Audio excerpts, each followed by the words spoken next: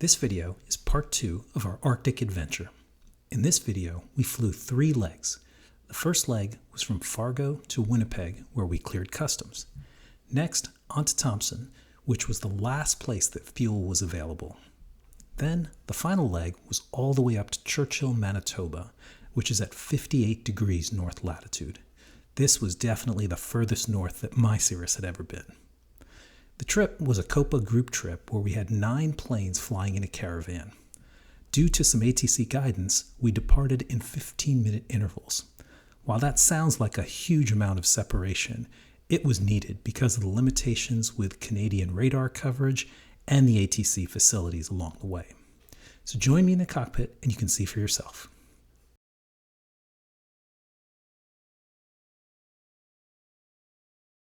Today's the day we're going to cross the Canadian border. Fargo ground, Cirrus 547 Tango Juliet, request IFR clearance to Charlie Yankee Whiskey Golf. Cirrus 547 Tango Juliet, Fargo ground, cleared to Winnipeg Airport as filed. Maintain 4,000, expect 10,000 once your minutes after departure. Departure frequency 120.4, squawk 2422. Okay, clear to Winnipeg as filed. Initial altitude 4,000, expect 10 and 12, 120.4 and 2422 on the squawk. Cirrus 7 Tango Juliet, read back correct. The hell? The waypoints aren't there. That's alright, I'll do it from here. Are you in your Canadian maps? Yep, I am. I can send this to panel. Here.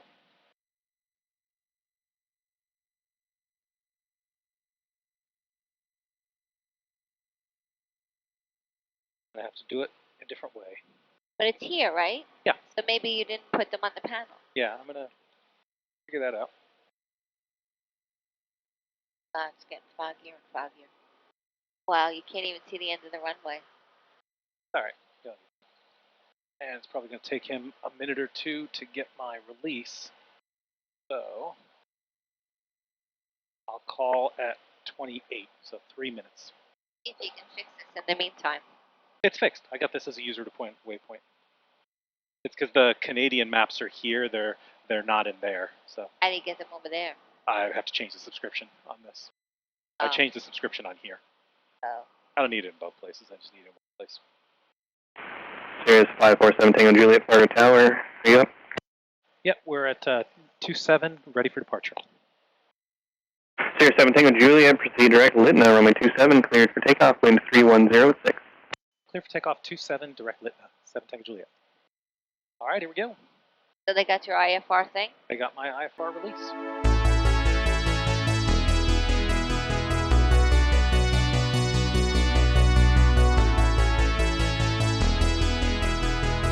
I don't like it. 90 knots, good rate of climb, clear of obstacles, and we'll be in the clouds pretty soon. Let the clouds up. End of the runway.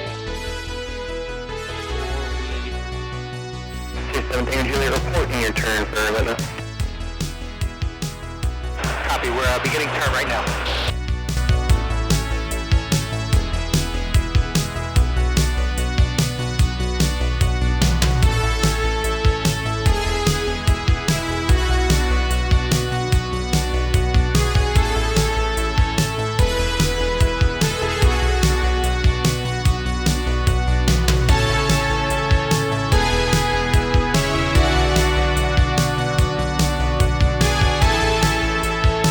Then how do you know where to go? I've got these loaded up right here, so the purple line this way. See? This is going to get us there. So we are climbing out of Fargo, we're climbing out of 4,500 feet. Interesting, this is leg 4. This is the leg where we actually will cross the Canadian border, and we're going to land in Winnipeg. Now we chose Winnipeg as our first stop because it was a good-sized airport with all the facilities you could need, and more importantly, it was an airport of entry.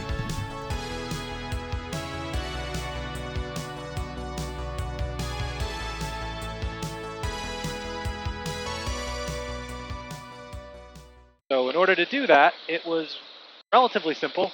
We had to file an EAPIS flight plan, then file a regular flight plan, then call CANPASS to let them know we were coming. And as soon as we land, then we will call CANPASS again, let them know we've landed, and then we should be good. Winnipeg Information Echo. Weather at 1300 Zulu. Wind 170. At 6. Visibility tree 8 miles. Fog.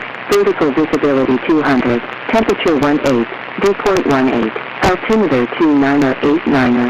Approach our nav Zulu or Yankee or ILS Zulu runway 13. Inform arrival of requested approach on initial contact. Landing and departing runway 13. Runway surface condition. Runway 13. Runway condition code 55580. 7 Tango Juliet, do you have the most recent information, Echo? We have Echo and request the ILS 13. 7 Tango Juliet, roger. And Winnipeg arrival, 7 Tango Juliet, request lower. 7 Tango Juliet, descend 4,000. Down to 4,000, 7 Tango Juliet. May as well get down while we can.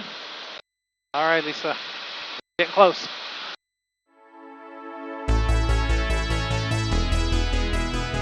Still don't know how you're going to land without the chart. I got the chart right here. 7 Tango Juliet, turn right, heading 040, descend 3,000. 040 down to 3,000. 7 Tango Juliet. 7 Tango Juliet, right turn heading 105 to intercept, cleared ILS Zulu, runway 13 approach. 105, here's the ILS Zulu on the intercept. 7 Tango Juliet. This is crazy. Number 547 Tango Juliet, Winnipeg, Tower, altimeter 2990, number 1, runway 13. Number 1, 13. 547 Tango Juliet, clear line, runway 13. Clear land 13, 7 Tango Juliet. Terrain, pull up. The whole way down, we got terrain alerts every few seconds because the Garmin didn't know there was an airport here. As you can imagine, this was quite distracting. Terrain, pull up. There's terrain. We're almost at the runway, honey. We should see it any minute. Terrain, pull up.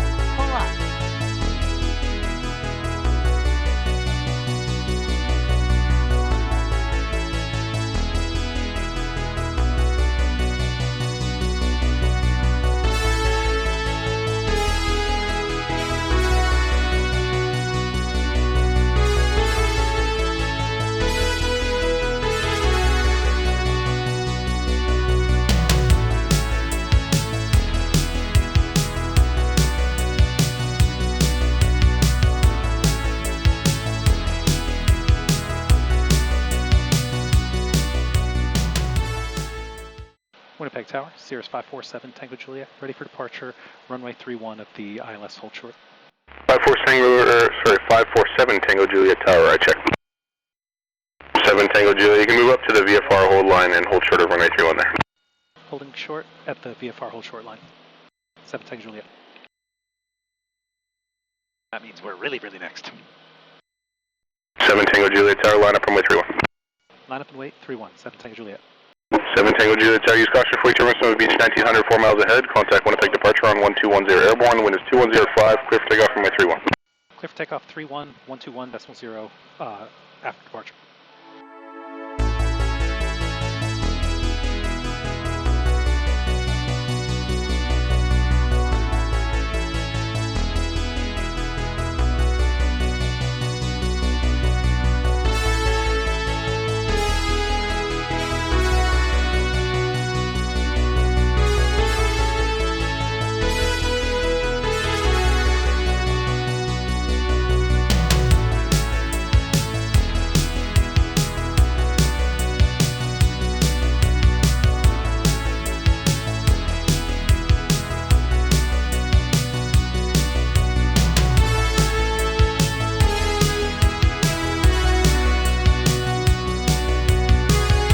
Alright, so we're on to the next leg. We have left Winnipeg. We are now heading north to Thompson, Manitoba. So mostly flying in Canada is just slightly different radio calls. They say squawk ident instead of ident. They have, instead of uncontrolled fields, they have something close to an uncontrolled field that's controlled by a radio. So we're going to call Thompson radio and treat them like an approach controller and a tower and a ground. Winnipeg Center, 7 Tango Juliet, request lower. 7 Tango Juliet, descend 4,000. Down to 4,000, 7 Tango Juliet. At 1,300 we should break out. But we don't get to do that until 4 miles from the airport. So it's going to be another landing like the last one? Yes. But we're all around water, so there's no room for error here. 47 Tango Juliet, contact Thompson radio now 1225. Over to Thompson Radio, 7 Tango Juliet. Thanks. Thompson Radio, November 547 Tango Juliet, 2 miles from Septo on the GPS 6. Number 547 Tango Juliet, runway 06, Thompson, correction. Wind 050 at 9, altimeter 2999er.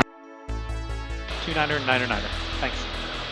7 Tango Juliet, say your ETA and confirm you have information echo. We have echo and 3 minutes. 7 Tango Juliet, roger, report final. We'll report final, 7 Tango Juliet. I see the airport. You see it? Yep. Thompson Radio, 7 Tango Juliet's turning final at Big D. 7 Tango Juliet, roger, wind 050 at 10. So this is an easier one, right? Yeah, this is. Man, camera ran out of battery. I don't know how.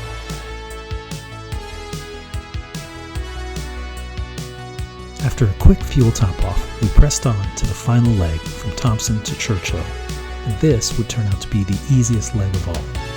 We had a thin layer to break through on takeoff, but then the weather at Churchill was absolutely perfect and clear blue skies.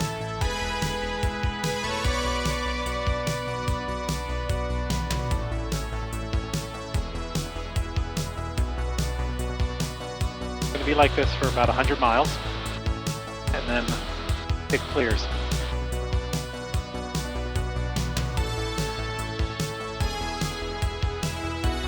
And Churchill Radio, 7 Tango Juliet's established on final for 3-3. Roger. Swamp on one side of the runway and Hudson Bay on the other side.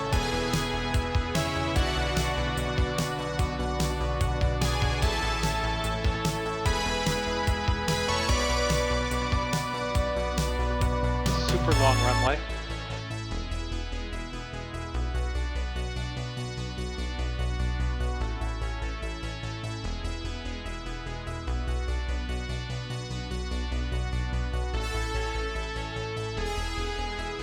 How's that for smooth? That was very good. It's actually sunny. And it's sunny.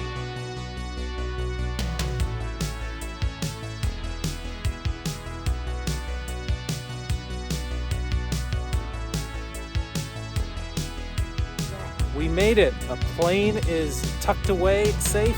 We've made it to Churchill, Manitoba in one piece. And this is one of those Bruce's covers that I'm using for the very first time. While we were at Churchill, we stayed at a wonderful place called the Lazy Bear Lodge. As you can see, it was right on the edge of wilderness, and they provided us some fabulous hospitality.